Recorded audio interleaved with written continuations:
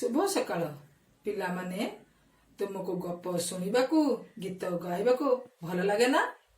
चलो आज गोटे आमे गीत गाइबा।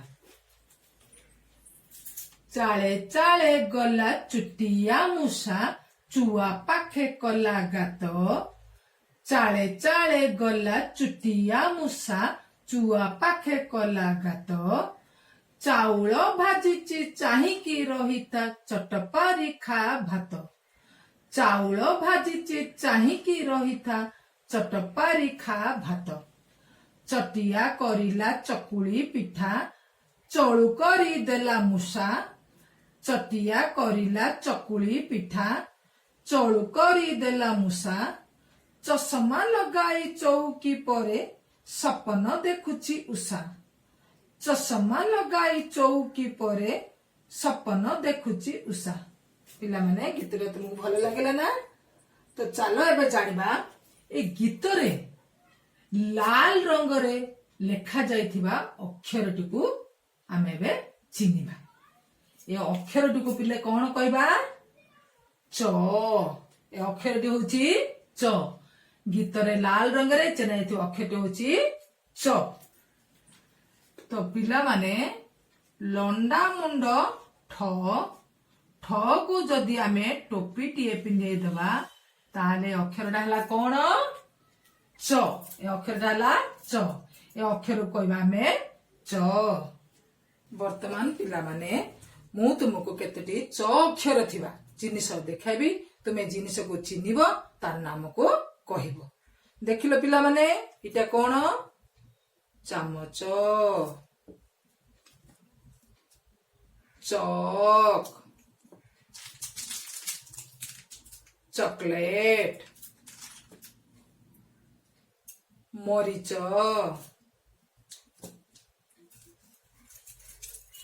कैंची चाउल चीनी चूड़ा चूड़ी चाबी चालुणी। जानिलो पिला माने च थिबा अक्षर थिबा केते जिनिस नाम जानिलो पिला माने। वर्तमान मु तुमको केते गुडी छवि देखिबी। तमे छवि देखि शब्द गुडी को पढिबो।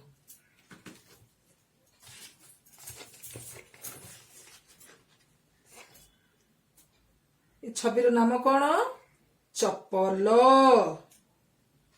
चट्टू चक्क चामच चौक चषमा चाबी चौकी चूड़ी।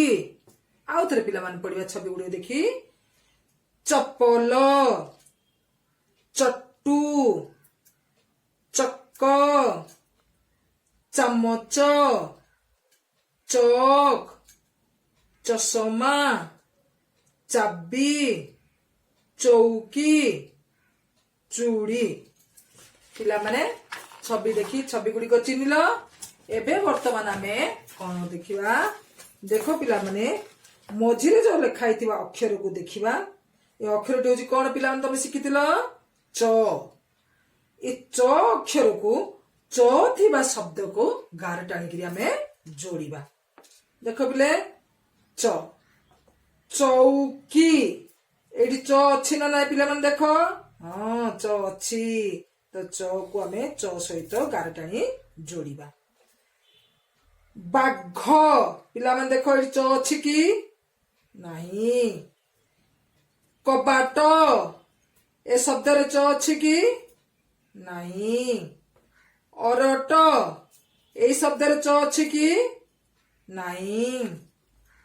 चामच ए शब्द रे च अछि की हां। देखो पिला माने एडी केतरा च अछि।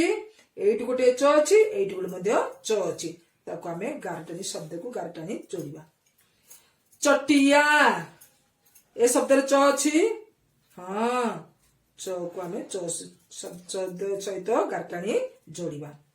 माठिया ए शब्द पिला च अछि की ନାହିଁ। ଚଟୁ ଏ ଶବ୍ଦରେ ଚ ଅଛି। ହଁ, ତାହେଲେ ପିଲାମାନେ ଆଜି ଆମେ ଚ ଅକ୍ଷରକୁ ଚିହ୍ନିଲେ, ଚ ଅକ୍ଷର ଥିବା ଶବ୍ଦକୁ ଜାଣିଲେ। ପିଲାମାନେ ଏବେ ତୁମେ ତୁମର ହସ ଖେଳ ବହିର ପାଠ 2 ଟୁନା ଟୁନି ଗୀତକୁ ବାହାର କର। ସେଇ ଗୀତଟିକୁ ପଢ। ସେଇ ଗୀତରେ ଥିବା ଚ ଅକ୍ଷରକୁ ଗୋଲ ବୁଲାଇବ। ଠିକ ଅଛି, ଧନ୍ୟବାଦ।